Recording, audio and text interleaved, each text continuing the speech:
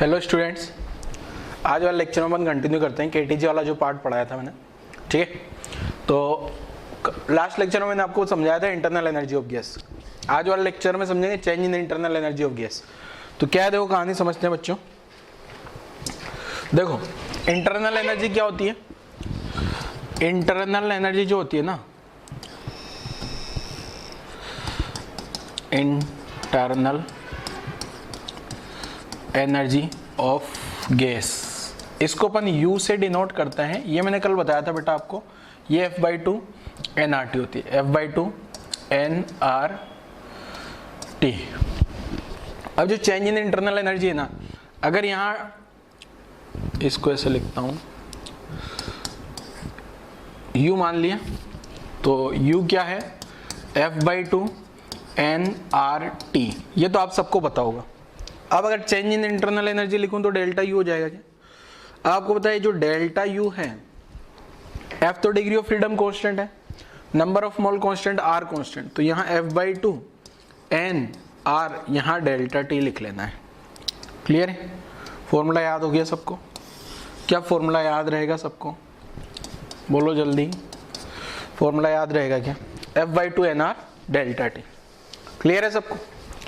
ये internal energy का formula है। इंटरनल एनर्जी का याद रख लो, दोनों सेम पैटर्न के ही तो है। ठीक है, यहाँ डेल्टा लगाओगे तो T पे डेल्टा लगाना, F/2 nR और T पे डेल्टा लगा देना है। T पे डेल्टा लगाया मतलब चेंज इन टेम्परेचर।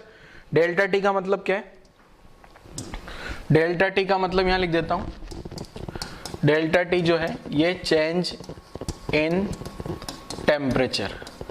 ठीक है, टेम्परेचर में कितना चेंज हो रहा है, चेंज इन टेम्परेचर। ठीक है, F डिग्री ऑफ फ्रीडम है, N मोल है, R गैस कांस्टेंट है, पता ही होगा।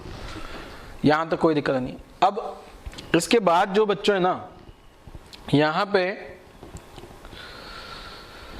अगर मैं एक क्वेश्चन करता हूं, एक सेकंड, हाँ क्वेश्चन से पहले एक टर्म समझाता हूं।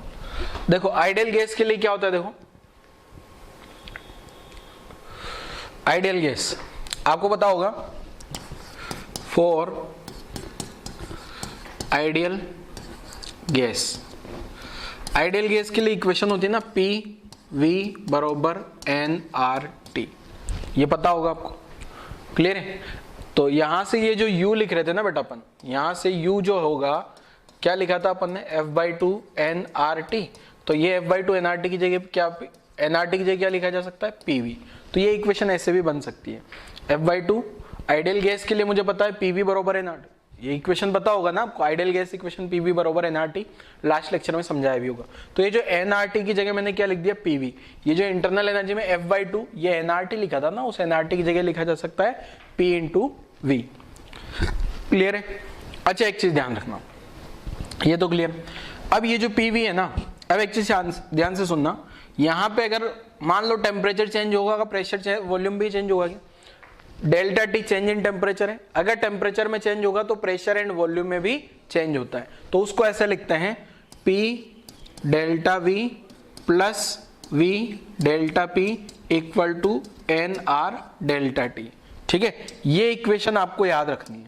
ठीक है, एक तो PV बराबर nRT तो आपको याद होगा ही सही, PV बराबर nRT तो आप सबको पता है। ऐसी जब चेंज वाली इक्वेशन आएगी ना, चेंज वाली इक्वेशन ये इस पैटर्न पे याद रखनी है। देखो कैसे बता रहा हूं, वापस बताऊंगा। जैसे आपको याद है ना, डिफरेंशिएशन वाला एक फॉर्मूला पढ़ा था अपन ने, एक वेरिएबल, यहां देखो अगर टेम्परेचर चेंज करूंगा तो प्रेशर और वॉल्यूम चेंज होगा।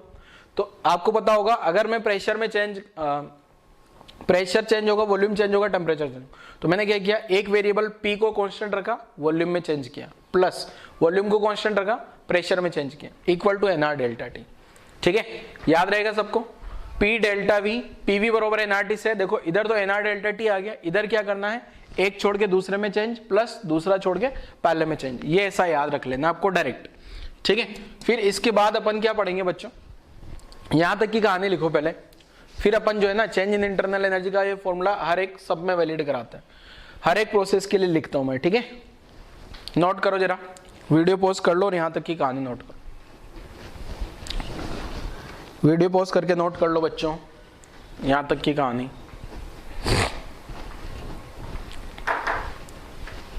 चलो आगे बढ़ते हैं। देखो अब क्या है,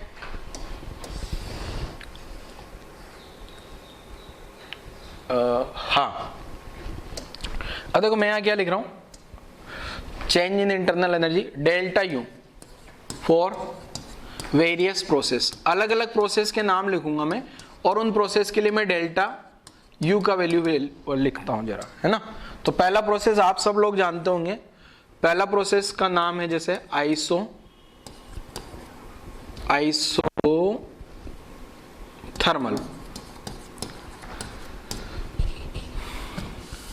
एक प्रोसेस है जिसका कुछ, देखो पहले प्रोसेस बाद में लिखता हूं, पहले डेल्टा यू लिखता हूं। डेल्टा यू इक्वल टू होगा F/2 NR डेल्टा T। ये हमेशा वैलिड है। डेल्टा यू का एक फॉर्मूला जो है मैं लिखता हूं, delta U equal to F/2 NR delta T। ये ऑलवेज वैलिड है बच्चों, ऑलवेज वैलिड, हमेशा वैलिड है ये फॉर्मूला, ठीक है। क्लियर है सबको। अब पहला प्रोसेस लिखता हूं, जैसे मान लो मैंने लिखा आइसोथर्मल। आइसोथर्मल प्रोसेस का नाम सब लोग जानने सुना होगा, तो डेल्टा यू क्या हो गया इसका, F/2 NR डेल्टा T। ये तो है ही सही। अब दूसरा प्रोसेस लिख रहा हूं, जैसे मैं मान लो आइसोबैरिक। आइसोबैरिक में क्या कांस्टेंट होता है, प्रेशर कांस्टेंट होगा क्या। आइसोबैरिक में आप सबको पता है P क्या होता है, कांस्टेंट। आइसोबैरिक में P कांस्टेंट होगा तो डेल्टा P क्या हो जाएगा, change in pressure zero. Change in pressure क्या हो जाएगा बच्चों, जीरो हो जाएगा क्या। क्लियर है सबको। तो यहां से जो मैं लिखूंगा ना डेल्टा यू, डेल्टा यू क्या लिख दूंगा इसके लिए, डेल्टा यू जो आप लिखते हो F/2 NR डेल्टा T। अब आपको पता है ना डेल्टा P तो जीरो होने वाला है, डेल्टा P तो क्या होने वाला है, जीरो। डेल्टा P अगर जीरो होने वाला है तो यहां से देखो जरा आप लोग, ये NRT का वैल्यू क्या लिख सकते हो, डेल्टा P। यहां से देखना जरा, एक मिनट में समझाता हूं आपको। ये NR डेल्टा T है क्या। अब ये डेल्टा P जीरो होने से ये वाली टर्म तो पूरी जीरो हो गई, तो ये NR डेल्टा T, ये वाला NR डेल्टा T की जगह क्या लिखा जा सकता है, क्या ये P डेल्टा V लिख सकता हूं क्या NR डेल्टा T की जगह, ठीक है। तो यहां से आप ये वाला क्या लिख सकते हो, यहां पे बरोबर F/2 P डेल्टा V ऐसा भी लिख सकते हो, ठीक है। ऐसा क्यों लिखा, मुझे पता है PV बरोबर NRT होता है, तो प्रेशर कांस्टेंट है क्या, प्रेशर कांस्टेंट, तो P delta V equal to NR delta T। Clear है, ठीक है। अगला प्रोसेस मान लेते हैं अपन आइसोकोरिक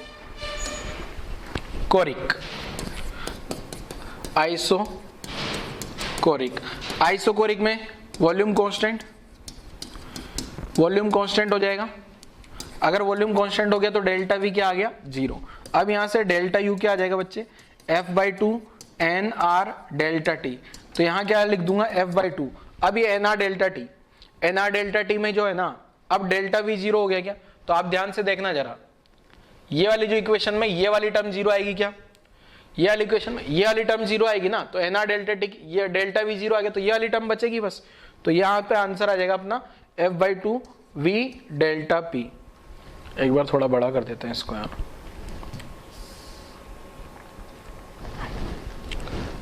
ठीक है। तो यहां आ जाएगा F/2 V डेल्टा P। कैसा आया देखो, मुझे पता है PV बरोबर NRT है, वॉल्यूम तो कांस्टेंट है, तो V डेल्टा P की जगह क्या आ जाएगा, NR डेल्टा T।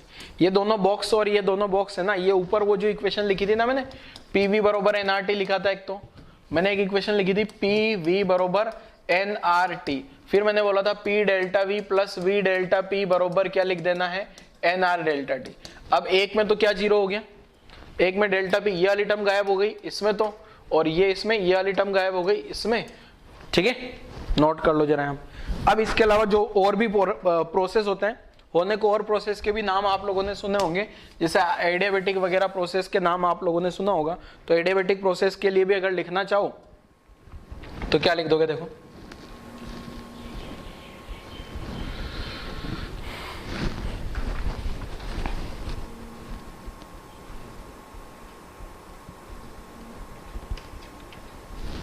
जैसे चौथा प्रोसेस है एडियाबेटिक।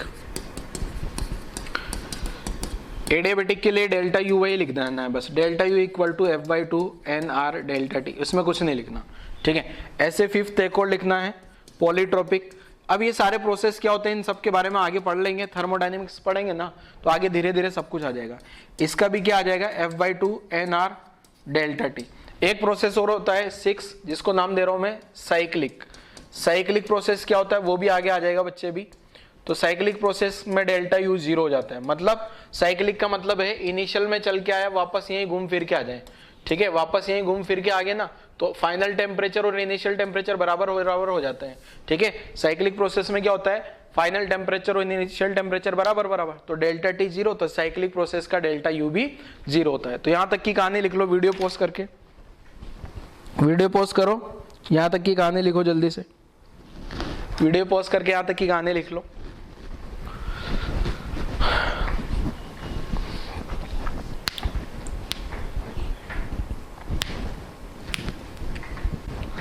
चलो आगे बढ़ते हैं। Next, calculate internal energy. बहुत आसान सा क्वेश्चन है बच्चे, देखो क्या है, कैलकुलेट इंटरनल एनर्जी बतानी है। 3 मोल ऑक्सीजन गैस के हैं रूम टेम्परेचर पे। इंटरनल एनर्जी का formula U equal to F/2 NRT, ठीक है। तो डिग्री ऑफ फ्रीडम F क्या हो जाएगा 5 हो जाएगा क्या, ठीक है। मोनोएटॉमिक डायटोमिक गैस है ना, तो मैं लिख देता हूं 4 oxygen gas, degree of freedom कितना लिख देना है 5, तो U कितना आ गया 5/2। नंबर ऑफ मोल कितना है 3 मोल है। R का वैल्यू 25/3। रूम टेम्परेचर मतलब 27 डिग्री सेंटीग्रेड मान लेता हूं मैं, क्योंकि केल्विन में कन्वर्ट करूंगा तो आसान रहेगा। 300 केल्विन, 300 टेम्परेचर ध्यान रखना हमेशा केल्विन में रखना। 3 से 3 गायब हो गया क्या, ठीक है। 3 से 3 गायब और मल्टीप्लाई कर लो जरा, 5 इंटू 25, 125 इंटू 3, 125 इंटू 3 करूंगा तो हो जाएगा 475,000 अपॉन 2 जूल, ये ऐसा आंसर आ जाएगा, ठीक है। तो यहां हो गया 23750 जूल, ठीक है। नोट कर लो जरा, आंसर आसान है, U equal to F/2 NRT लगा देना, आंसर आ जाएगा। चलो नेक्स्ट कॉन्सेप्ट समझते हैं जरा, वीडियो पॉज करके यहां तक की कहानी लिखो, नेक्स्ट कॉन्सेप्ट समझते हैं फिर। नेक्स्ट कॉन्सेप्ट देखो क्या है, वाई मैप। वाई मैप क्या है, इसमें थोड़ी सी केमिस्ट्री समझा देता हूं आपको, क्योंकि बार बार अभी जो आगे अपन थर्मोडायनेमिक्स पढ़ना शुरू करेंगे ना, थर्मोडायनेमिक्स आज ही शुरू कर दूंगा यही वाले वीडियो में। तो थर्मोडायनेमिक्स जब शुरू करेंगे बच्चों, तो थर्मोडायनेमिक्स में क्या होगा, बार बार केमिस्ट्री का इन्वॉल्वमेंट आएगा। तो थोड़ी सी केमिस्ट्री में समझा देता हूँ मॉल वाली, ताकि आपको कोई कंफ्यूजन ना रहे, ठीक है। तो इसको मैं वाई मैप का नाम देता हूँ, नोट ला के लिखना है। देखो क्या है, मान लो केमिस्ट्री में आपने बहुत बार सोल्व किया होगा, जैसे मान लो मॉल है, मॉल गए, ठीक है ना।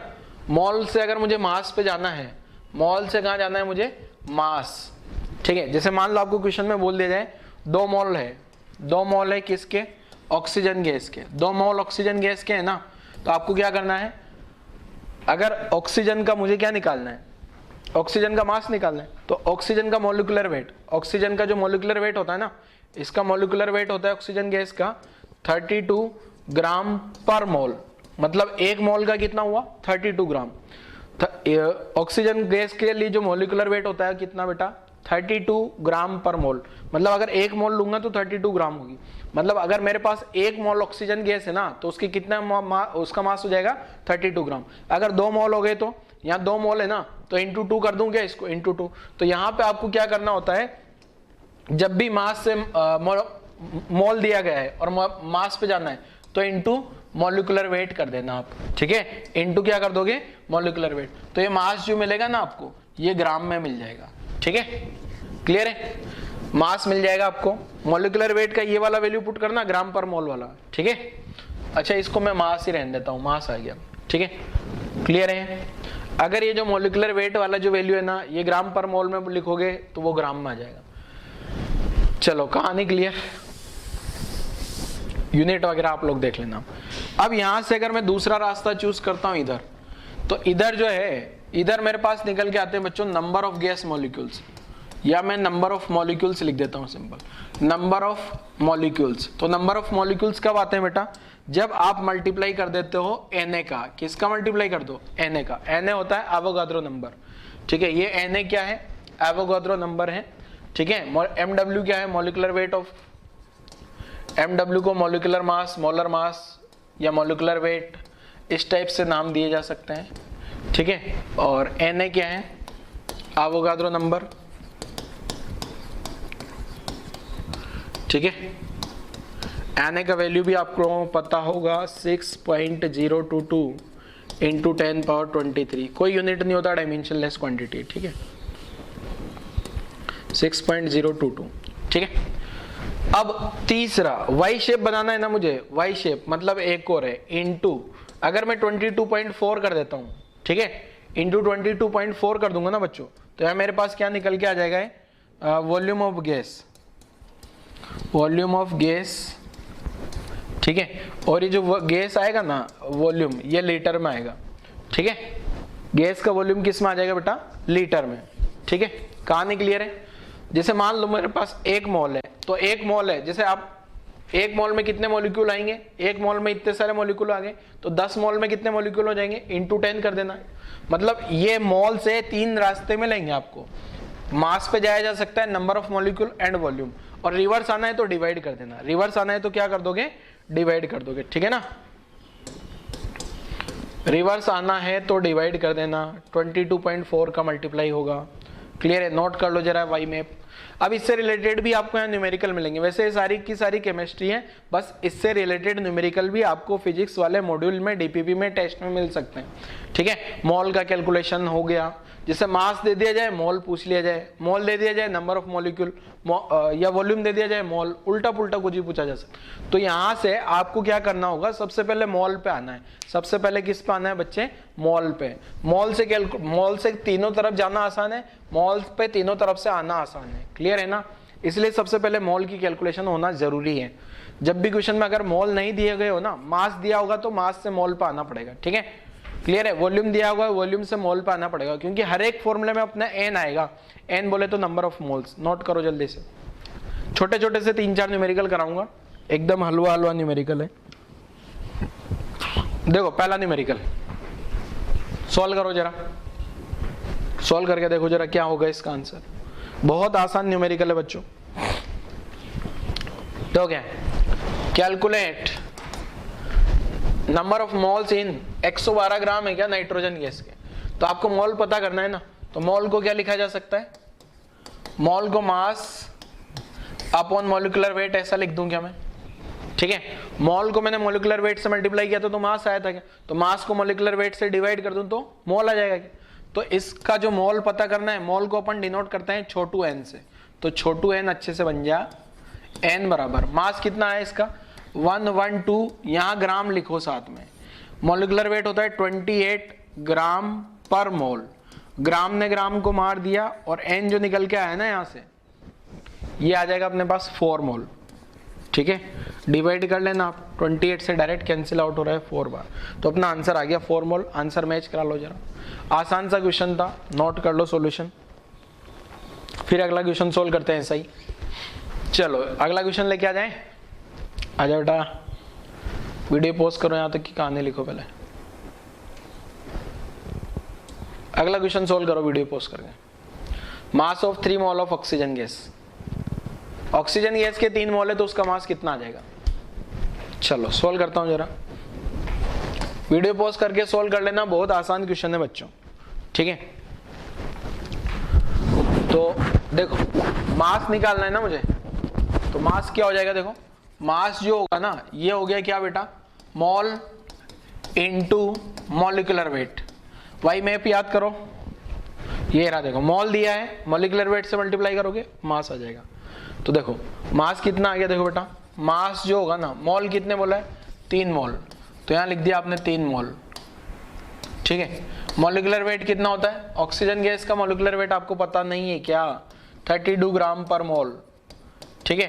32 ग्राम पर मोल से मोल गायब हो जाएगा क्या, तो आंसर हो जाएगा 32 इंटू 3। तो अपना जो मास निकल के आया ना यहाँ से 96 ग्राम, 96 ग्राम आंसर हो जाएगा। आसान आसान से क्वेश्चन है ये, ठीक है, नोट करो जल्दी से। चलो नेक्स्ट क्वेश्चन क्या है, वीडियो पॉज करके नोट करते रहना है क्वेश्चन सॉल्यूशन। अगला क्वेश्चन सोल्व करो जरा। Calculate volume of 16 gram helium gas at NTP. NTP पे इसका वॉल्यूम पता करना है हीलियम गैस का, ठीक है। तो पहले तो आप ये पता करो हीलियम गैस कहाँ, अब देखो मास से मुझे वॉल्यूम पे जाना है क्या। अब कुछ बच्चे सोचेंगे सर डेंसिटी वाला फॉर्मूला लगा देंगे, density equal to mass upon volume. तो बेटा डेंसिटी तो पता होना चाहिए, पहले डेंसिटी पता हो, पर डेंसिटी तो क्वेश्चन में नहीं पता है ना अपने को, क्लियर है। तो अब क्या करें अपन, वाई मैप याद करो जल्दी से। क्या इससे मॉल पे आ जाओगे आप, देखो मास दिया है, मास से कहां जाओ, मॉल पे, और मॉल से फिर वॉल्यूम पे पहुंच जाना, ठीक है, क्लियर है। ये वाई मैप देखो जरा, ये वाई मैप का अगर रास्ता देखोगे ना आप, वाई मैप का कौन सा रास्ता जाना होगा, मास दिया है, मास से मॉल पे आओ, और फिर यहाँ मॉल से चले जाओ वॉल्यूम पे, मतलब ये वाले रास्ते पे आ जाओ, ये वाले रास्ते पे अगर आ जाओगे तो आंसर आ जाएगा, ठीक है। तो सोल्व करता हूं जरा, क्या है देखो, पहले मास कितना दिया 16 ग्राम, पहले मॉल पता कर लें क्या। तो मॉल जो होगा, मॉल होता है बेटा मास अपॉन मॉलिक्यूलर वेट। तो मॉल को n से लिखा, मास कितना आ रहा है 16 ग्राम, इसका मॉलिक्यूलर वेट होता है 4 ग्राम पर मोल, 4 मोल आ गए, मतलब कितने मोल आ गए 4। अगर 4 मोल आ गए तो वॉल्यूम क्या लिख दूं, वॉल्यूम जो होता है ना वो क्या होता है n इंटू 22.4, तो ये वॉल्यूम लीटर पे निकल के आएगा मेरा। तो मोल कितना आ गया 4 इंटू 22.4, तो ये आंसर आ गया लीटर में, ठीक है। तो वॉल्यूम कितना निकल के आया मेरे पास, जो वॉल्यूम आया ना ये आ गया कितना 16 का 16 डॉट एलसीएम 898, ये इतना लीटर में आया, ठीक है। तो आंसर लिख लो, ये लीटर में आया। कन्वर्जन कैसे करना है वो सब बता रखा है, लीटर को मीटर क्यूब में कैसे कन्वर्ट किया जाता है। 1 मीटर क्यूब में जो है ना, अगर मीटर क्यूब में कन्वर्ट करना हो इसको, ठीक है, 1 मीटर क्यूब में जो है 1000 लीटर होता है, ठीक है, ध्यान रखना। तो 1 लीटर में कितना लिख दूंगा 10⁻³ मीटर क्यूब, तो मल्टीप्लाई कर देना 10⁻³ से, तो वॉल्यूम आ जाएगा मीटर क्यूब में, ठीक है। बट अभी कैलकुलेशन तो कुछ करनी नहीं है, क्वेश्चन में अपने का सब्जेक्टिव है, तो इतना भी लिख सकते हो आप आंसर, ठीक है ना, लीटर में। पर जब भी न्यूमेरिकल सोल्व करेंगे तो वॉल्यूम लिखना होगा हमेशा मीटर क्यूब में, ध्यान रखना, MKS मतलब मीटर क्यूब, क्लियर है। चलो अगले न्यूमेरिकल पे आ जाते हैं, नोट करो यहाँ तक, आसान सा क्वेश्चन, आसान सा सॉल्यूशन, आप सबका आंसर भी आना चाहिए। चलो अगला क्या है देखो, नेक्स्ट वाला क्वेश्चन सोल्व करो जरा, ये वाले क्वेश्चन का आंसर निकालो। अरे यार एक क्वेश्चन तो सोल्व कर लो वीडियो पॉज करके, ये भी नहीं करोगे, सारे मेरे से सोल्व करवाओगे ये। चलो सोल्व करो फटाफट से। Number of hydrogen gas molecule, hydrogen gas के कितने मॉलिक्यूल होंगे ये पता करना है, ठीक है। वॉल्यूम दिया है क्या हाइड्रोजन गैस का, हाइड्रोजन गैस का ये वॉल्यूम दिया है। तो सबसे पहले क्या करोगे देखो, आप जो है ना वॉल्यूम से कहाँ जाओगे बेटा, वॉल्यूम से मॉल पे आना है, और मॉल से नंबर पे आ जाओगे, number of molecules, number of molecules आ जाएगा, ठीक है, क्लियर है। मॉल पे आना जरूरी है, तो पहले मॉल पे आए क्या, तो मॉल क्या आ जाएगा देखो, अभी आपको बताया था ना वॉल्यूम क्या होता है, वॉल्यूम जो है n इंटू 22.4, ठीक है। नंबर ऑफ मोल को 22.4 से मल्टीप्लाई करोगे तो वॉल्यूम निकल के आता है लीटर में, यहां से वॉल्यूम किस में निकल के आएगा लीटर का।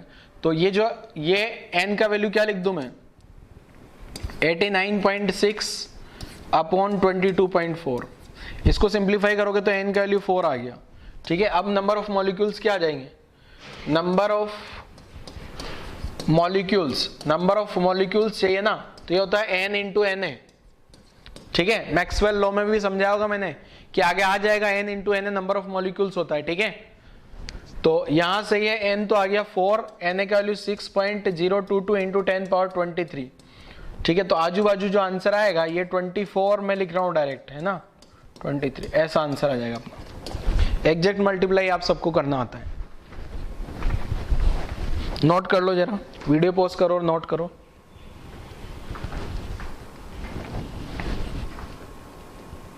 चलो अगला क्वेश्चन क्या है देखो, नेक्स्ट क्वेश्चन, हाँ अगला क्वेश्चन ये अलग टाइप का, थोड़ा सा ध्यान से देखना जरा बच्चों, क्या है, इधर हीलियम गैस है, इधर ऑक्सीजन गैस है, इधर का pressure P1 volume V1 temperature T1, pressure P2 volume V2 temperature. Non conducting है, नॉन कंडक्टिंग है मतलब यहाँ से हीट बाहर नहीं जा रही होगी सराउंड में। यहाँ पे ये बंद करके रखा है, इसको वाल्व बोल सकते हैं या स्टॉप कॉक बोल सकते हैं, स्टॉप कॉक बोलते हैं इसको, या वाल्व भी बोला जा सकता है या स्टॉपर भी बोला जा सकता है। लेफ्ट में हीलियम भरी है, राइट में ऑक्सीजन में गैस भरी है। अब ये कॉक को रिमूव कर दिया मैंने। If the stopcock is open find the final temperature and pressure. Final temperature क्या आएगा और फाइनल प्रेशर क्या आएगा। इस टाइप के बहुत सारे क्वेश्चन पूछे जाते हैं और मॉड्यूल में भी मिलेंगे आपको 2-3 क्वेश्चन। तो इन क्वेश्चन का मैं कॉन्सेप्ट बता देता हूँ। देखो क्या होगा, पहला मॉल कंजर्वेशन करा देना है। पहले इस ऐसे क्वेश्चन में मॉल कंजर्वेशन और एनर्जी कंजर्वेशन, एक तो मॉल कंजर्वेशन कराना है मतलब शुरुआत के मॉल और बाद के मॉल, और दूसरा एनर्जी कंजर्वेशन करा देना है। ये दोनों कॉन्सेप्ट लगाओगे तो आपका आंसर आ जाएगा। मॉल कंजर्वेशन का मतलब मॉल में कोई लॉस नहीं होता, मतलब इनिशियल मॉल बराबर फाइनल मॉल करा देना है। और एनर्जी का मतलब initial energy equal to final energy. अब एनर्जी लिखना होगा यहाँ पे इंटरनल एनर्जी। कौन सा एनर्जी लिखोगे बेटा? Internal energy.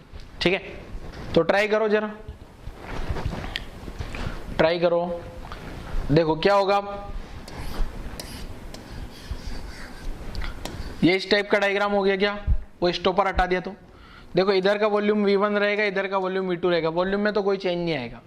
ठीक है, यहाँ का प्रेशर P मान लिया, टेम्परेचर T मान लिया। अब जितना टेम्परेचर यहाँ का होगा उतना ही टेम्परेचर यहाँ का भी होगा, वरना हीट इधर जाती रहेगी। और यहाँ का प्रेशर भी P होगा।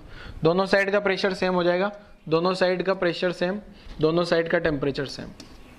ठीक है, अब देखो क्वेश्चन को कैसे सोल्व करना है। पहले मॉल कंजर्वेशन करा दूं क्या? ठीक है, तो मॉल कंजर्वेशन कराते हैं जरा।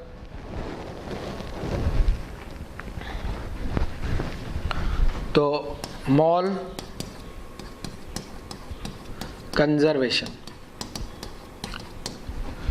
देखो PV बराबर nRT से मॉल लिखता हूं मैं, PV इक्वल टू nRT से। इसके मॉल, यहाँ पे मॉल कितने थे? यहाँ मॉल मान लिया, यहाँ वाले मॉल और यहाँ वाले मॉल दोनों को ऐड करूंगा तो ये बाद वाले मॉल आने चाहिए। तो पहले जो मॉल होगा ना, तो P1 V1 अपॉन RT1। ये तो यहाँ के मॉल आ गए क्या? कैसे निकाले मैंने मॉल? PV बराबर nRT लगाए, P1 V1 T1, तो P1 V1 अपॉन RT1। ऐसे इधर वाले मॉल भी लिख सकता हूँ क्या? P2 V2 upon RT2। Finally pressure क्या हो गया? P। फाइनली प्रेशर क्या हो गया बच्चों? P। और फाइनली टेम्परेचर क्या हो गया? T। सॉरी, फाइनली वॉल्यूम क्या हो गया? P V1 plus V2 upon RT। ठीक है, क्लियर? एक इक्वेशन तो ये आ गई। दूसरा अब निकालना होगा क्या?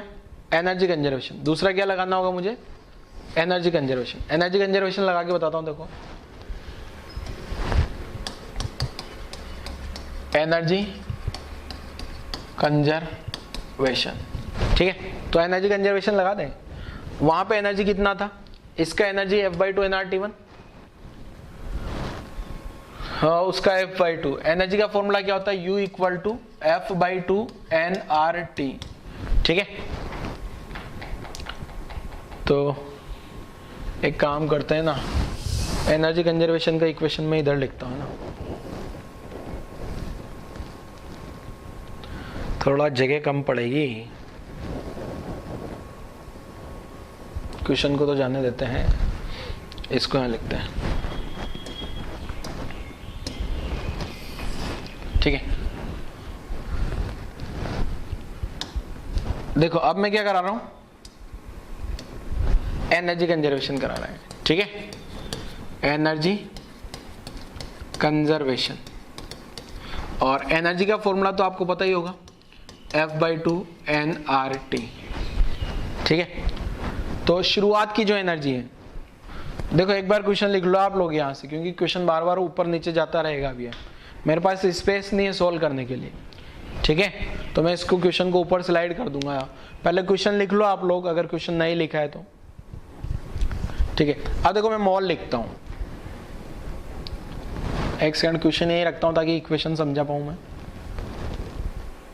हाँ देखो, U equal to F/2 nRT formula लगाना है। ठीक है, तो पहले ये हीलियम गैस का F कितना आ गया? 3/2। ठीक है, हीलियम गैस के मोल क्या आ जाएंगे, P1V1 अपॉन RT1, मोल आ गए RT1 प्लस, ये तो इनिशियल एनर्जी आ गई किसकी, हीलियम गैस की। ऐसे ही ऑक्सीजन के लिए 5/2 हो जाएगा क्या, इधर वाली गैस जो ऑक्सीजन गैस है ना उसके लिए 5/2 हो जाएगा, 5/2 P2V2 RT2। ये तो शुरुआत की कहानी हो गई।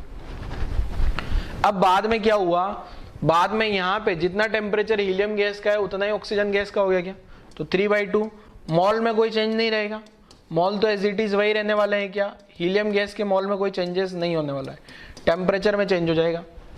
ऑक्सीजन गैस के मॉल में भी कोई चेंज नहीं होने वाला है क्योंकि दोनों गैस कोई रिएक्शन नहीं करने वाली है, ठीक है ना, RT।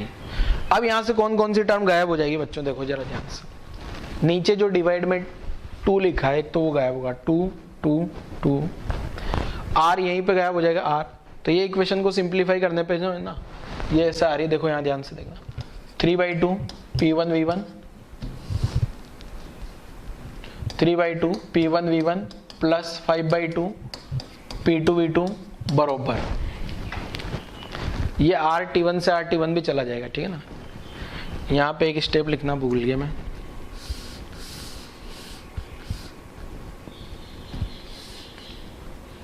RT1 plus 5/2 P2V2 RT2 into RT2, ये तो मॉल लिखा है, ब्रैकेट के अंदर मॉल लिखा है, ठीक है ना। देखो RT1 से RT1 गायब हो गया, RT2 से RT2 गायब हो गया, इक्वल टू यहाँ आ जाएगा 3/2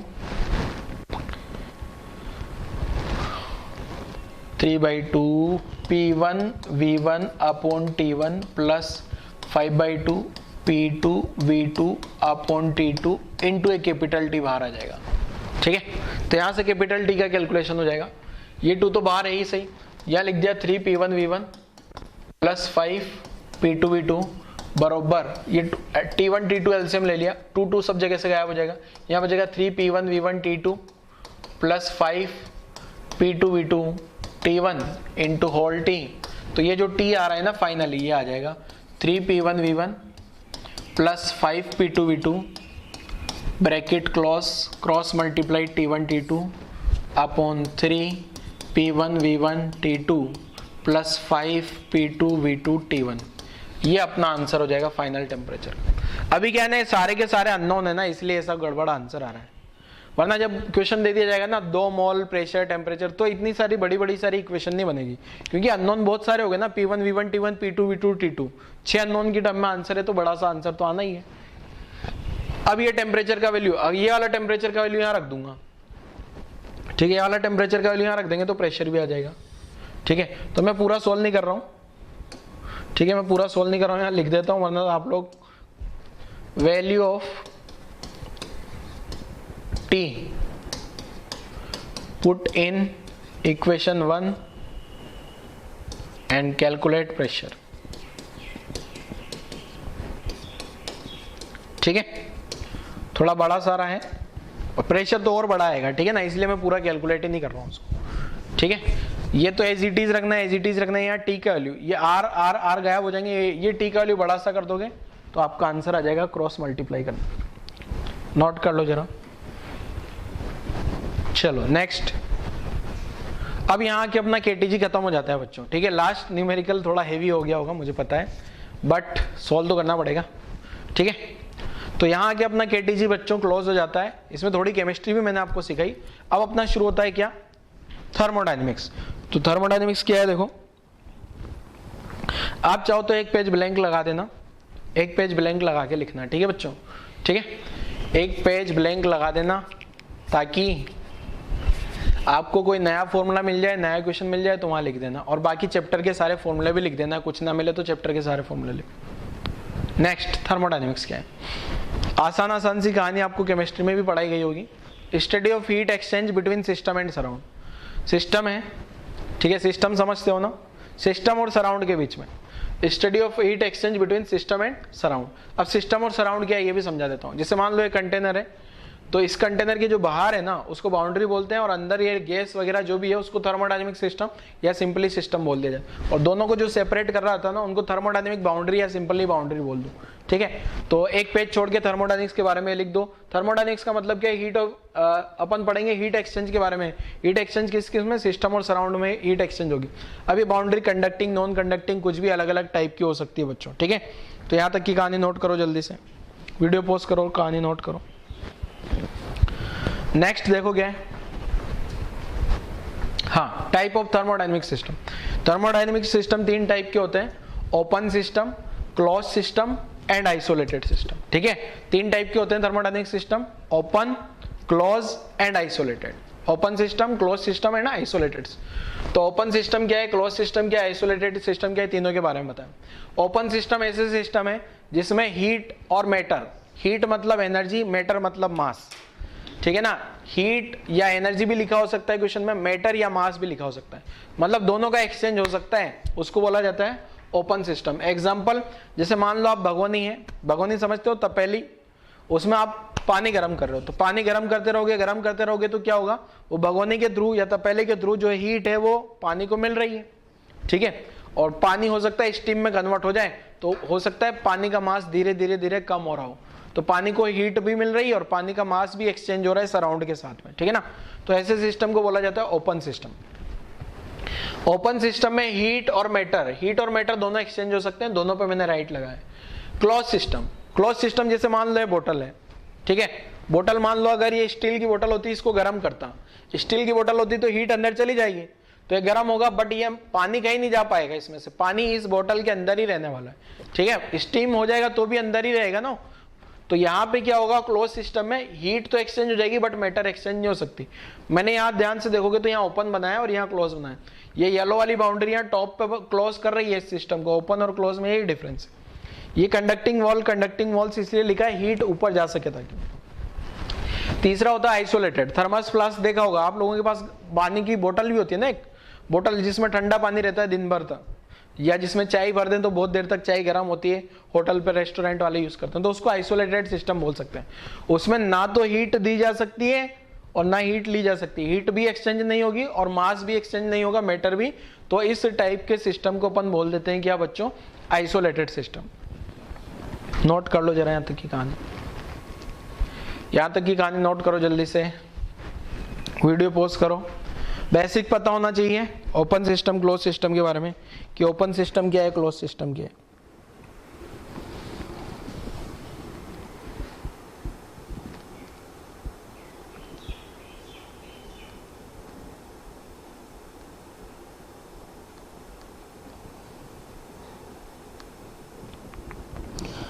नोट किया?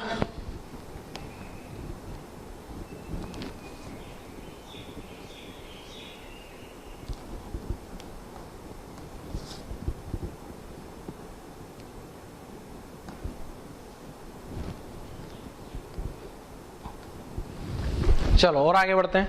नेक्स्ट क्या है देखो, इंडिकेटर डायग्राम। इंडिकेटर डायग्राम का मतलब क्या है, सिंपल सा ये ग्राफ है, सिंपल सा। अब किस किस के बीच का ग्राफ है,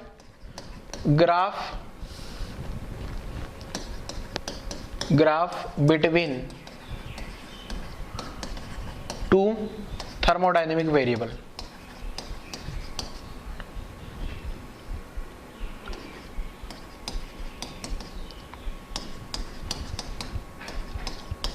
ठीक है। अब थर्मोडायनेमिक वेरिएबल होते हैं क्या, प्रेशर, वॉल्यूम, टेम्परेचर, ठीक है ना।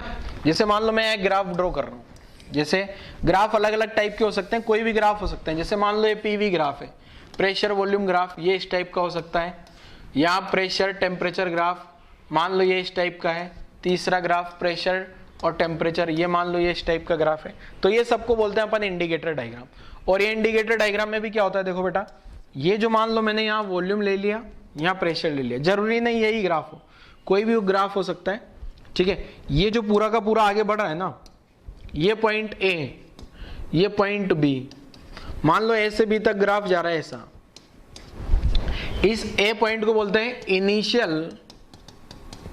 Initial thermodynamic state.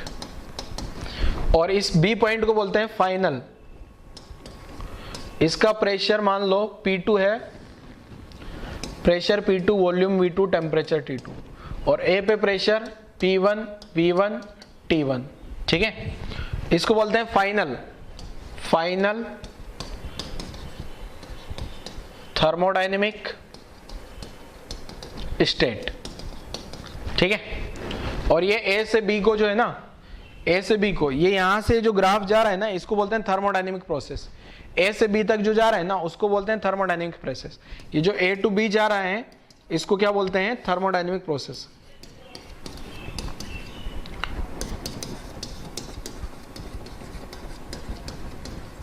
Thermodynamic process, note कर लो जरा इसको भी, यहां तक की कहानी नोट कर लो।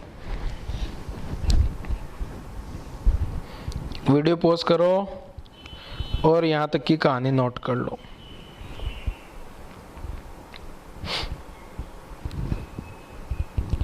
ये डायग्राम को पूरा का पूरा जो डायग्राम है, इसको थर्मोडायनेमिक इंडिकेटर डायग्राम बोल देते हैं। ठीक है ना, प्रोसेस को थर्मोडायनेमिक प्रोसेस। चलो आगे बढ़े, यहां तक की कहानी लिख लिया। अब नेक्स्ट एक कहानी, एक टर्म आएगी बार बार, वर्क डन बाय गैस। तो वर्क डन बाय गैस क्या होता है ये समझ लेते हैं जरा। Work done by A gas, इसको मैं शॉर्ट में ऐसा लिख दिया करूंगा W गैस। ठीक है, W गैस का मतलब आपको समझ जाना है क्या है, ये work done by gas. Clear है बच्चों? ठीक है, तो क्या होता है वर्क डन बाय गैस, देखा, इसको समझ लेते हैं।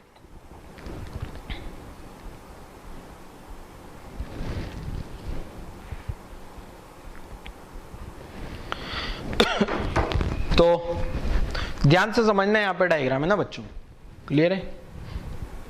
जैसे मान लो डायग्राम बनाना शुरू कर दो। ये कंटेनर है, ठीक है, और ये कंटेनर में मैंने यहाँ ये एक पिस्टन लगा दिया,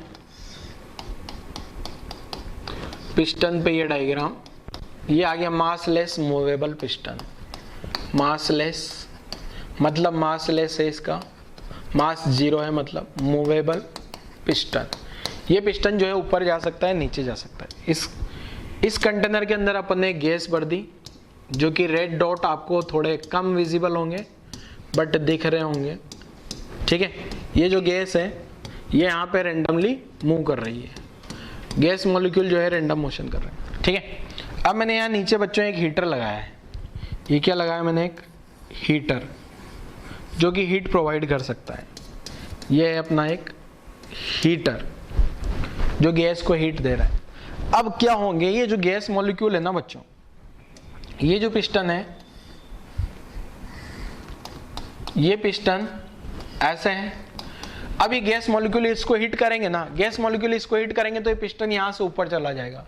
यहां से किधर चला गया? मान लो एक पिस्टन यहां पहुंच गया। ठीक है, क्यों पहुंचा है? क्योंकि ये जो गैस मॉलिक्यूल है ना, इसको हीट कर रहे थे तो ऊपर की डायरेक्शन में इस पे फोर्स लगा रहे हैं। ठीक है, ऊपर की डायरेक्शन, और ये जो फोर्स लगाया ना इसी फोर्स के कारण ये जो पिस्टन है ऊपर चला गया। कितना ऊपर गया? मान लो यहां से यहां जो गया ना, ये मान लो ये वाली डिस्टेंस मैंने dy मान ली। dy इसलिए स्मॉल, थोड़ी सी डिस्टेंस की बात करूं मैं। अब ये जो ऊपर जा रहा है ना, ये जो ऊपर गया है बच्चों, ये किसके कारण गया है? ये गैस का, जो गैस का फोर्स, ये जो गैस फोर्स लगा रही है ना, रेड कलर की गैस फोर्स लगा रही है इस पिस्टन पे ऊपर, तो ये पिस्टन किधर चला गया? ऊपर। ये गैस मॉलिक्यूल क्या हो रहे होंगे? ये गैस मॉलिक्यूल यहाँ हीट कर रहे होंगे ना, इसको यहाँ हीट कर रहे होंगे, तो ये पिस्टन ऊपर चला गया। क्लियर है? मासलेस है, मासलेस इसलिए बोला है वरना ग्रेविटी वाला फोर्स नीचे लगता। आपको लगता सर ये तो ग्रेविटी नीचे लग रही है, इसलिए मैंने मासलेस बोल दिया। तो मासलेस, ये गैस ऊपर फोर्स लगाएगी, पिस्टन ऊपर चला जाएगा। अब ये जब पिस्टन ऊपर जा रहा है ना, तो गैस ने कितना वर्क डन किया ये समझते हैं जरा।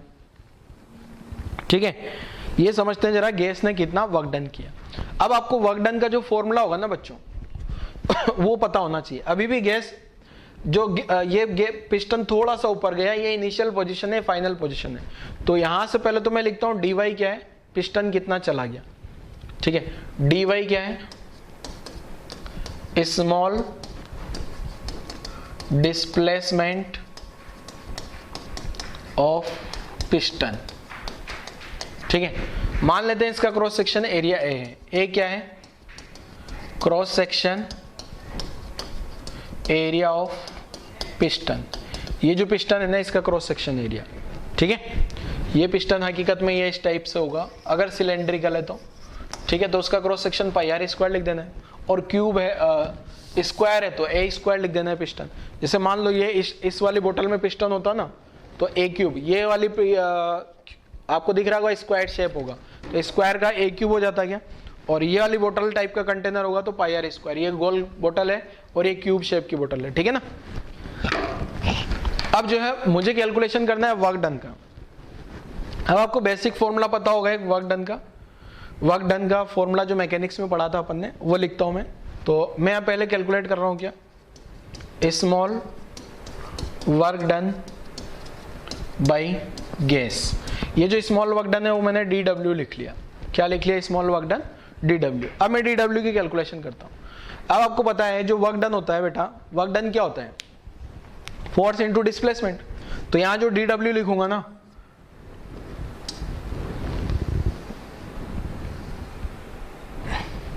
यहां जो DW लिखूंगा, पहले मेरे को जो मैकेनिक्स का एक फॉर्मूला पता है, वर्क डन का फॉर्मूला क्या होता है, देखो मैकेनिक्स से लिखता हूं मैं पहले। तो मैकेनिक्स से ये फॉर्मूला पता होगा आपको, work done equal to FD cos theta.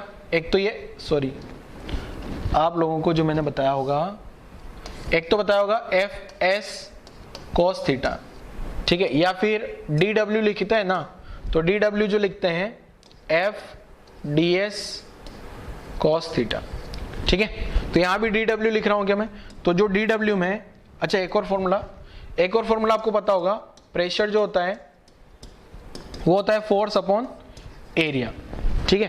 तो यहाँ P गैस का प्रेशर मान लेते हैं अपन, P है गैस का प्रेशर, क्या मान लिया मैंने, P जो है गैस का प्रेशर होगा, तो फोर्स कितना आ जाएगा। देखो ये जो DW लिखूंगा ना मैं, यहाँ से DW क्या आ जाएगा बच्चों अपने पास, ध्यान से देखना। DW जो है FDY इंटू cos 0। फोर्स मान लिया मैंने F, ये तो ये जो फोर्स आएगा ना, तो गैस का प्रेशर P है ना, गैस का प्रेशर मैं ऐसे लिख देता हूं P गैस इक्वल टू क्या लिखेंगे, फोर्स अपॉन एरिया। तो यहां से फोर्स की जगह क्या लिखा जा सकता है, गैस का pressure, gas pressure into area, ठीक है। क्लियर है बच्चों। तो ये वाला जो फोर्स है ना, ये वाली वैल्यू यहां पुट करता हूं मैं, तो DW आ जाएगा। आपको दिख तो रहा है ना, नहीं दिखे तो वीडियो पॉज करके लिख लेना। तो DW क्या आ गया अपने पास, P gas into area, cos 0 इसलिए लिखा फोर्स ऊपर लग रहा है, ठीक है ना, इंटू dy। अभी चाहो तो यहां पे भी लिख सकते हो, यहां कितना फोर्स लग रहा होगा, P गैस इंटू एरिया। कैसे कैलकुलेट हुआ ये यहां से समझ आया होगा, ठीक है, क्लियर है। अब ये जो DW है ना, A इंटू dy क्या होगा बच्चों, ये कितना पिस्टन का वॉल्यूम बढ़ गया।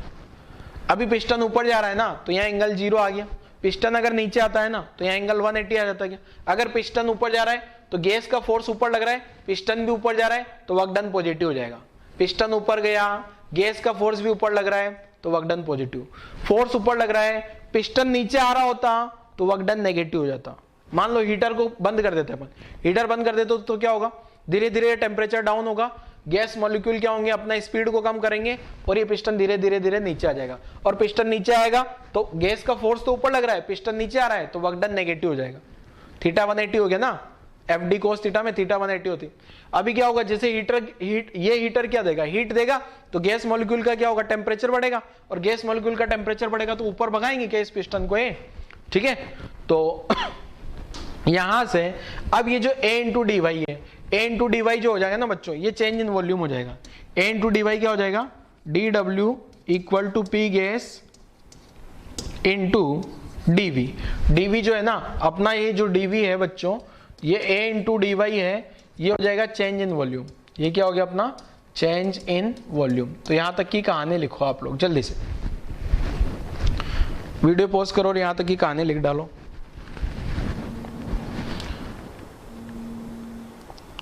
वीडियो पॉज करो और यहां तक की कहानी लिखो बेटा जल्दी से।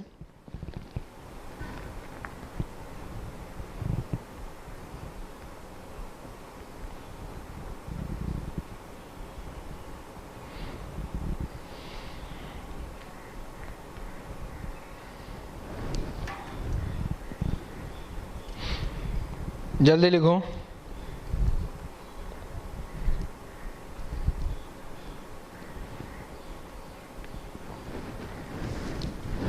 देखो आगे बढ़ते हैं। तो ये dw जो है अपने पास वर्क डन आ गया। Next slide. नेक्स्ट स्लाइड क्या है, देखो बेटा, ये जो स्मॉल वर्क डन आया ना, इसका फॉर्मूला डायरेक्ट याद रख लो। अगर आपको याद रहता है, नहीं याद रहता है, इतना डेरिवेशन नहीं याद रहता ना, तो स्मॉल वर्क डन का फॉर्मूला डायरेक्ट याद रख लो, dw equal to P gas into dv। ठीक है। अगर मुझे टोटल वर्क डन निकालना है, टोटल वर्क डन निकालना है ना, तो जो टोटल वर्क डन होगा, ये वर्क डन बाई गैस जो होगा, ये होता है इंटीग्रेशन पी गैस dv। ठीक है। इंटीग्रेशन देख के डरना नहीं है, फॉर्मूला याद रखना है अभी। ठीक है। अगर मुझे टोटल वर्क डन चाहिए, टोटल वर्क डन चाहिए, तो ये वाला फॉर्मूला लगा देना है। स्मॉल वर्क डन कोई पूछता नहीं है जनरली। ठीक है। स्मॉल वर्क डन कोई पूछता नहीं है, तो अभी ये फॉर्मूला आपको याद कर लेना है। अब आपको लगेगा सर यहां तो इंटीग्रेशन आ गया, और इंटीग्रेशन आते तो हमारा दिमाग काम करना बंद कर देता है सर। बट आपका दिमाग काम करेगा। ठीक है। इंटीग्रेशन को भूल जाओ, बस आप इंटीग्रेशन का सिंबल याद है आपको, इंटीग्रेशन होता है कुछ। अभी देखो ये क्या है, यहां से अलग अलग प्रोसेस आएंगे। हर एक अलग अलग प्रोसेस का वर्क डन अब अपन समझते हैं यहां से। ठीक है ना। अभी आप याद रखो 1 मिनट के लिए, इंटीग्रेशन ये जनरलाइज हर एक प्रोसेस के लिए वैलिड है। ये फॉर्मूला और ये फॉर्मूला वैलिड है हर एक प्रोसेस के लिए। ठीक है ना। वैलिड फॉर ऑल प्रोसेस, हर एक प्रोसेस के लिए ये फॉर्मूला वैलिड है। ठीक है। कोई सा भी प्रोसेस हो जाए, हर एक प्रोसेस के लिए फॉर्मूला वैलिड हो जाता है। क्लियर। अब मैं अलग अलग प्रोसेस देखता हूं। अलग अलग टाइप के प्रोसेस का नाम पता होगा आपको, isothermal, isobaric, isochoric, adiabatic, polytropic, general, जैसा कि मैंने पिछले में नाम भी लिखा था। ठीक है ना। तो चलो शुरुआत करते हैं एक एक करके प्रोसेस। तो अब क्या करेंगे अपन, हर एक प्रोसेस का वर्क डन निकालेंगे। क्या करेंगे बच्चों, हर एक प्रोसेस का वर्क डन निकालेंगे। ठीक है ना। तो यहां तक की कहानी आप लोगों ने नोट कर ली है। अब मैं क्या लिख रहा हूं, work done by gas for various process. अलग अलग प्रोसेस हैं, उनके लिए मेरे को वर्क डन की कैलकुलेशन करनी है। ठीक है। पहला प्रोसेस लेके आ रहा हूं आइसोकोरिक। पहला प्रोसेस क्या है बच्चों अपने पास, आइसोकोरिक। अब आइसोकोरिक प्रोसेस में क्या होता है, वॉल्यूम कांस्टेंट होता है क्या। अगर आइसोकोरिक प्रोसेस में वॉल्यूम कांस्टेंट है, तो इस प्रोसेस का जो वर्क डन बाई गैस है ये 0 आ जाएगा। इसका वर्क डन बाई गैस क्या आ जाएगा, 0। अब आपको लग रहेगा सर 0 क्यों आ जाएगा। अरे बेटा अगर वॉल्यूम कांस्टेंट है, वॉल्यूम कांस्टेंट है, तो आप ये देखो यहां से, क्या ये पिस्टन ऊपर जा पाएगा। अगर वॉल्यूम कांस्टेंट है ना, तो ये पिस्टन ऊपर नहीं जाएगा। और पिस्टन अगर ऊपर नहीं जा रहा है, इसका मतलब डिस्प्लेसमेंट ही नहीं हुआ, और डिस्प्लेसमेंट नहीं हुआ तो वर्क डन 0 होगा। क्लियर है। ध्यान रखना, जब भी वॉल्यूम कांस्टेंट हो जाएगा, वॉल्यूम कांस्टेंट होगा तो वर्क डन बाय गैस 0 हो जाएगा। अब वॉल्यूम कांस्टेंट क्या आपको पता कैसे लगेगा, इस टाइप का दिया होगा क्वेश्चन में। क्वेश्चन में कैसे पता लगेगा वॉल्यूम कांस्टेंट है, या तो वो डायरेक्ट लिख देगा आइसोकोरिक प्रोसेस है, या लिख देगा वॉल्यूम कांस्टेंट है, या लिख देगा फिक्स कंटेनर, या फिक्स पिस्टन ऐसा लिख देगा। जैसे मैंने वहां लिखा था ना, यहां मैंने मूवेबल पिस्टन लिखा है क्या, ये मूवेबल की जगह अगर फिक्स होता, पिस्टन कांस्टेंट होता, फिक्स होता अपनी पोजीशन पे, तो पिस्टन का डिस्प्लेसमेंट नहीं होता, और डिस्प्लेसमेंट नहीं हुआ तो वर्क डन 0। या फिर क्लोज कंटेनर भी लिखा जा सकता है। क्लोज कंटेनर का मतलब उसका वॉल्यूम में कोई चेंजेस नहीं मानना है। इस टाइप का अगर कंटेनर है ना, तो ये कंटेनर का वॉल्यूम नहीं बढ़ सकता, अपन ये मानेंगे। इसमें गैस का वॉल्यूम हमेशा कांस्टेंट रहेगा, और गैस का वॉल्यूम कांस्टेंट, तो वर्क डन 0 होगा। तो क्या इसमें इंटीग्रेशन की जरूरत पड़ी आपको, आइसोकोरिक में कोई इंटीग्रेशन की जरूरत पड़ी क्या, नहीं। नोट कर लो, वीडियो पॉज करो, नोट करो। अगला नेक्स्ट प्रोसेस जो है ना बेटा, नेक्स्ट प्रोसेस जो है सेकंड आइसोबैरिक। सेकंड प्रोसेस का नाम लिख रहा हूं मैं क्या, आइसोबैरिक। आइसोबैरिक प्रोसेस में क्या कांस्टेंट होता है, प्रेशर कांस्टेंट। अब देखो वर्क डन बाय गैस का एक तो मैं फॉर्मूला डायरेक्ट लिख देता हूं, ठीक है। फॉर्मूला जो है ना P gas into delta we लिख देना है आपको, डायरेक्ट क्या लिख देना है, P gas into delta we. कैसा है वो समझा देता हूं मैं प्रूफ। देखो आपको जो है ना इंपॉर्टेंट क्या है बेटा, इंपॉर्टेंट होता है क्या, फॉर्मूला याद रखना। प्रूफ बड़े कोई ज्यादा खास इंपॉर्टेंट नहीं है, फिर भी अगर किसी को प्रूफ जानना है तो प्रूफ मैं समझा देता हूं इसका क्या है। देखो आपको पता है वर्क डन बाय गैस का फॉर्मूला मैंने इंटीग्रेशन पी गैस डीवी बोला है क्या, पी गैस डीवी, ठीक है। तो आपको पता है गैस का प्रेशर तो कांस्टेंट है क्या, गैस का प्रेशर अगर कांस्टेंट है तो ये बाहर आ जाएगा क्या, तो वर्क डन बाय गैस में यहाँ क्या आ जाएगा, पी गैस तो बाहर आ गया, और integration DV initial volume V1 मान लिया, फाइनल वॉल्यूम V2 मान लिया। तो यहां से सिंप्लीफाई करूंगा तो पी गैस इंटीग्रेशन V हो जाता है क्या, डीवी का इंटीग्रेशन V1 V2, सिंप्लीफाई करने पे P gas V2 minus V1। तो ये क्या आ गया, पी गैस और V2 माइनस V1 को क्या लिख दूंगा, डेल्टा V लिख दूं क्या, ठीक है। इसको ऐसा लिखा जा सकता है P gas into delta V, ठीक है। फिर वापस बोल रहा हूं बच्चे, प्रूफ का कोई मतलब नहीं है, प्रूफ याद रखने की कोई जरूरत नहीं है, आपको केवल फॉर्मूला पता होना चाहिए, गैस का प्रेशर इंटू डेल्टा V, ठीक है। नोट कर लो जरा।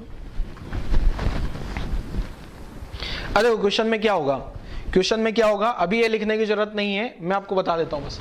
क्वेश्चन में क्या होगा, देखो आपको क्वेश्चन में बोल दिया जाएगा गैस का प्रेशर आप कंसिडर कर लो 2 atm और प्रोसेस को कंसिडर कर लो आइसोबैरिक, ठीक है। और इनिशियल वॉल्यूम था, इनिशियल वॉल्यूम V1 मान लिया 10 मीटर क्यूब दे दिया, एंड फाइनल वॉल्यूम दे दिया V2 20 मीटर क्यूब। क्या पी डेल्टा V नहीं निकाल सकते, ठीक है, पी डेल्टा V, बस पी डेल्टा V तो करना है, ठीक है, क्लियर है। प्रेशर दिया है, डेल्टा V कर देना, एटीएम को न्यूटन पर मीटर स्क्वायर में कन्वर्ट कर लेना। अच्छा एक चीज और ध्यान से सुनना, ये जो पी डेल्टा V है ना, इस पी डेल्टा V को NR डेल्टा T भी लिखा जा सकता है क्या, यही पी डेल्टा V को NR डेल्टा T भी लिख सकता हूं क्या आइसोबैरिक में, ठीक है। तो यही जो फॉर्मूला है ये NR डेल्टा T भी हो जाएगा, ठीक है ना, क्लियर है। अभी अभी बताया था थोड़ी देर पहले मैंने, देखो बताता हूं कहां बताया था, ये रहा आज वाले लेक्चर में ही आइसोबैरिक में। ये पी डेल्टा V की जगह NR डेल्टा T है क्या, P delta V NR delta T, ठीक है ना, क्लियर है। तो यहां पे इसको NR डेल्टा T भी लिखा जा सकता है, ठीक है। अभी मैं हटा देता हूं इसको। चलो नेक्स्ट प्रोसेस क्या हो जाएगा अपना बेटा, नेक्स्ट आइसोथर्मल। आइसोथर्मल प्रोसेस हो गया थर्ड वाला। थर्ड वाले प्रोसेस का नाम क्या हो गया अपना, आइसोथर्मल। अब आइसोथर्मल प्रोसेस नाम से ही आपको डरा देगा, इसमें टेम्परेचर कांस्टेंट है, टेम्परेचर कांस्टेंट है। अब इसका फॉर्मूला आपको डराने वाला है थोड़ा। वर्क डन बाय गैस जो होता है ना बेटा, ये होता है nRT, यहाँ होता है ln V2 अपॉन V1, और इसको अगर मैं log nRT 2.303 nRT log V2 by V1, डर गए ना सर, ये log फिर आ गया क्या, log फिर आ गया क्या सर, ये log से तो हमें डर लगता है, ठीक है। log से डर लगता है ना, तो log वाला वीडियो देख लेना, एक वीडियो में बता दूंगा कौन सा वाला वीडियो है। बेसिक मैथमेटिक्स में जाना, बेसिक मैथ्स वाला कोर्स सेलेक्ट करना जो सबसे पहले पढ़ा है, तो उसमें log वाला एक वीडियो देख लेना, ठीक है। अब मैं समझाता हूं, देखो क्या है यहाँ पे कहानी, देखो क्या है। पहले तो ln की कहानी समझाता हूं। ln x का मतलब क्या है, ln x का मतलब log बेस e होता है यहाँ पे, ठीक है। log का बेस अगर e हो ना बेटा, log का बेस क्या हो, e एक कांस्टेंट है सेम एस पाई, e क्या है, एक कांस्टेंट है सेम एस पाई जिसका वैल्यू 2.7 के आजू बाजू होता है, ठीक है। ऐसे अगर मान लो यहाँ log x लिखा है ना बेटा, कुछ नहीं लिखा है, इसका मतलब बेस होता है यहाँ 10, कुछ नहीं लिखा है, इसका मतलब बेस 10 होता है। और ये log बेस e को अगर मेरे को 10 पे ले जाना है तो 2.303 का मल्टीप्लाई करना होता है बेटा, ठीक है। क्लियर है यहां तक, कहानी क्लियर है क्या 2.303 का मल्टीप्लाई करना होता है log बेस 10 पे ले जाने के लिए। अब यहां वैल्यूज में मैं बता देता हूं, जैसे आपको एक वैल्यू याद रख लेनी है, log 2 का वैल्यू,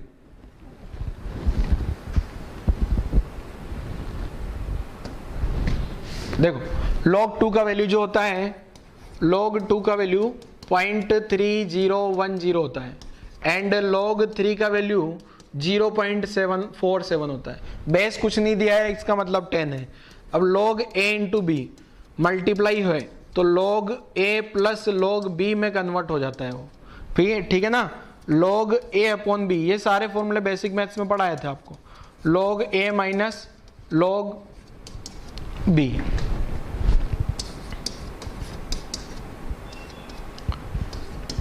ठीक है, नोट कर लो जरा। अब इसका प्रूफ मैं नहीं बता रहा हूं, इसका प्रूफ बताऊंगा तो आप भाग जाओगे, ठीक है। इसका प्रूफ मैं बताऊंगा तो आप भाग जाओगे, ठीक है ना। इंटीग्रेशन थोड़ा अच्छा खासा इंटीग्रेशन का यूज है, ठीक है ना। तो आप फॉर्मूला डायरेक्ट याद रखो, ठीक है। अब इसमें एक दो चीजें और है जो आपको याद रखनी है। देखो आइसोथर्मल ही चल रहा है अभी, आपको पता है पीवी बराबर एनआरटी, ठीक है, और टेम्परेचर कांस्टेंट है क्या। और अगर टेम्परेचर कांस्टेंट है तो इसका मतलब P1 V1 बराबर क्या लिख सकता हूं, P1 V1 बराबर P2 V2, ऐसा लिखा जा सकता है क्या। तो ये जो यहाँ V2 अपॉन V1 आया था ना फॉर्मूले में, उसकी जगह P1 अपॉन P2 भी लिखा जा सकता है। और केमिस्ट्री में फॉर्मूले उल्टे चलते हैं, ध्यान रखना। केमिस्ट्री में माइनस माइनस आते जाएंगे, ठीक है। केमिस्ट्री में फॉर्मूले में माइनस आएगा, फिजिक्स में अलग चलता है। केमिस्ट्री में जो वर्क डन लिखते हैं वो गैस का जगह एक्सटर्नल का वर्क डन लिखा जाता है, अपन गैस का वर्क डन निकाल रहे हैं, ठीक है ना। इसलिए देखो केमिस्ट्री में क्या होता है, यहां से जो वर्क डन होगा ना वो एक्सटर्नल का वर्क डन लिखा जाता है, इसलिए माइनस आता है, ठीक है। अपन गैस का वर्क डन निकाल रहे हैं, ठीक है। चलो आगे बढ़ते हैं। तो ये जो फॉर्मूला है ना बच्चे, ये फॉर्मूला में यहाँ V2 अपॉन V1 की जगह क्या लिखा जा सकता है, P1 अपॉन P2। मतलब ये जो फॉर्मूला है ना इसका फॉर्मेट, और ये जो P1 V1 बराबर P2 V2 बराबर nRT भी लिख सकते हैं। मतलब जो अपने पास वर्क डन बाई गैस का फॉर्मूला है ना, ये nRT ln P1 upon P2 भी लिखा जा सकता है। वर्क डन बाई गैस का फॉर्मूला ऐसे भी लिखा जा सकता है, nRT की जगह P1 V1 भी लिखा जा सकता है, P1 V1 ln P1 upon P2, ठीक है। वर्क डन बाई गैस यहाँ P1 V1 यहाँ ln V2 बाई V1 भी लिखा जा सकता है। यहाँ वर्क डन बाई गैस यहाँ P2 V2 ln V2 by V1 भी लिखा जा सकता है, ठीक है। बहुत सारे फॉर्मेट बनाए जा सकते हैं क्या। यहीं पे work done by gas P2 V2 ln P1 upon P2 भी लिख सकता हूं, ठीक है। तो इतने सारे फॉर्मेट बन गए बच्चों अपने पास, कुछ भी हो सब रटने नहीं है सारे। आपको ये लाइन पता होनी चाहिए, ये लाइन आपको पता है क्या, ये वाली लाइन पता है क्या आइसोथर्मल के लिए, और ये पता है ना। तो यही तो फॉर्मूले में मैं मॉडिफिकेशन कर रहा हूँ, ये फॉर्मूले में ही तो मॉडिफिकेशन करता जा रहा हूँ ना बच्चों। क्लियर है, नोट करो जल्दी यहाँ तक की कहानी, आइसोथर्मल तक की कहानी नोट कर लो, ठीक है। नेक्स्ट क्या है देखो,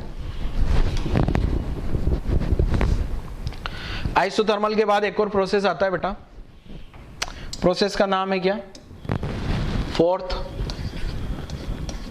पॉलीट्रॉपिक।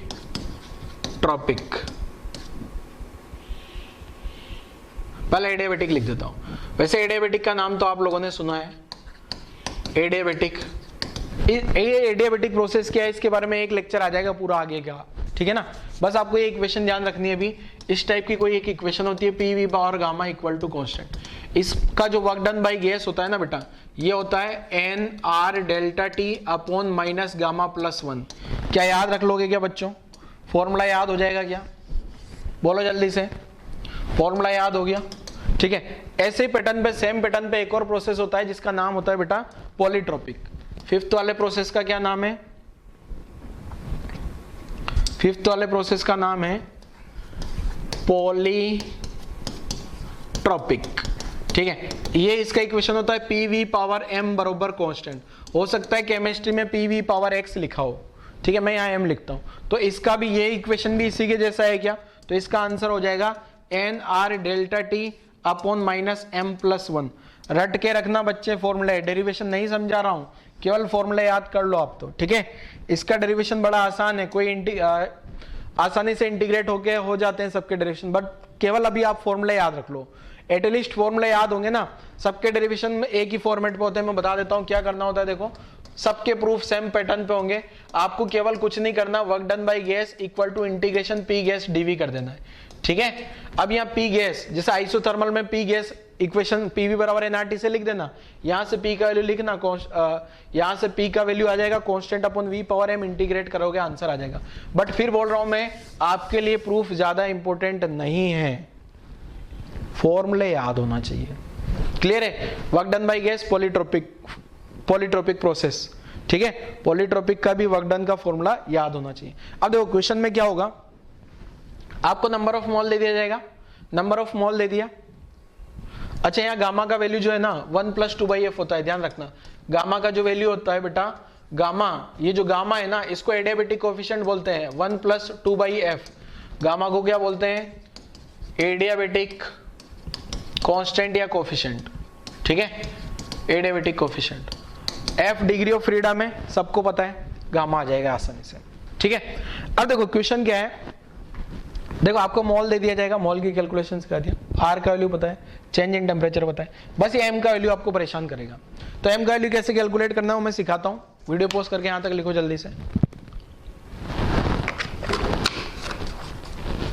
वीडियो पोस्ट करके यहाँ तक लिख लिया। अब देखो m का वैल्यू कैसे कैलकुलेट करना है, देखो आपको क्वेश्चन ही करा देता हूँ मैं, calculate value of m in PV power m बरोबर कांस्टेंट, ठीक है, ये मैं प्रैक्टिस करा देता हूं आपको ना। पहला क्वेश्चन दे दिया जाए PV पावर 2 बरोबर कांस्टेंट, पहला सबसे आसान है। दूसरा में दे दिया P/V³ बरोबर कांस्टेंट, सॉल्व करो जल्दी से। तीसरा P प्रोपोर्शनल टू V, ठीक है, 3 तो ये हो गए। चौथा P proportional to √V। Fifth P proportional to T।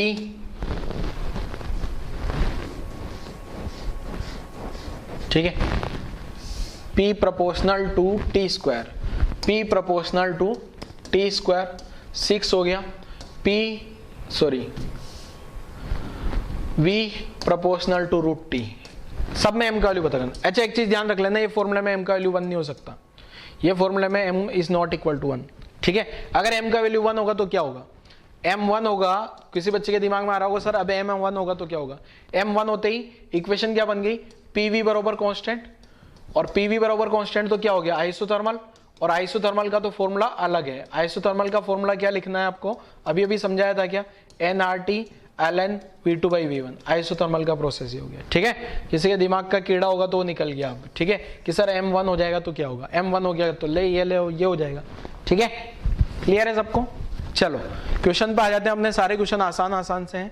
पहला क्वेश्चन का सॉल्यूशन, पहला क्वेश्चन लिखते से ही सोल्व हो जाता है क्या, पहले क्वेश्चन में m का वैल्यू 2 आएगा, क्या लिखूं यार, इसको देखो ना, यहां से कंपेयर करो ना, क्या करें, राइट में कांस्टेंट लिखा है, कांस्टेंट लिखा है, P लिखा है, P लिखा है, MV पावर है, इसमें कुछ नहीं करना।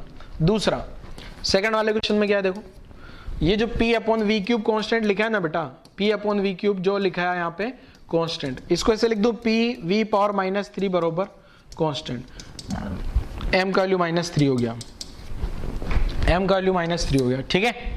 नेक्स्ट क्वेश्चन नंबर 3, ये अलग क्वेश्चन, अब ट्राई करो यार, थर्ड वाला खुद से ट्राई करो, थर्ड एंड फोर्थ ट्राई करो जल्दी से, थर्ड एंड फोर्थ हो जाना चाहिए वापस। थर्ड एंड फोर्थ आसान है, फिफ्थ एंड सिक्स में बता दूंगा फिर क्या होगा। देखो थर्ड क्या हो जाएगा बच्चे, वीडियो पोस्ट करके तो क्या ही ट्राई करते होंगे आप लोग। इसको ऐसे लिखा जा सकता है P/V बरोबर कांस्टेंट, देखो ऐसा लिखा है ना उसमें P प्रोपोर्शनल टू V, तो इसको ऐसा लिख दें P/V बरोबर कुछ कांस्टेंट, तो इसको ऐसा लिख दिया जाए PV पावर -1 बरोबर कांस्टेंट। अब आपको समझ में आ गया होगा m का वैल्यू -1 आ रहा है, ठीक है। चलो अगला क्वेश्चन फोर्थ सोल्व करो, फोर्थ वाला क्वेश्चन सोल्व करो। इसमें से लिखा जा सकता है P proportional to V power 1/2, तो ऐसा लिख दो P/V पावर 1/2 बराबर कांस्टेंट, तो V पावर -1/2 बराबर कांस्टेंट, तो यहाँ पे जो m का वैल्यू आ रहा है ना बच्चे, ये आ गया -1/2, ठीक है, नोट कर लो जरा। बाकी अगले 2 क्वेश्चन ट्राई करो, अब लास्ट क्वेश्चन है बच्चों ये, इससे आगे कुछ नहीं है, ठीक है। ट्राई करो जल्दी से,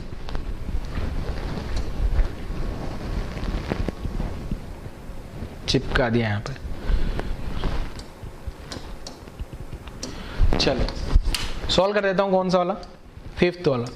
फिफ्थ वाले में देखो क्या करना है, P proportional to T square है क्या, तो सबसे पहले तो इस T को हटाना है। T को क्यों हटाना है? देखो ये जो T है ना, इसको इसलिए हटाना है बेटा क्योंकि यहाँ पे P और V आ रहा है, बस P और V आ रहा है, T नहीं आ रहा।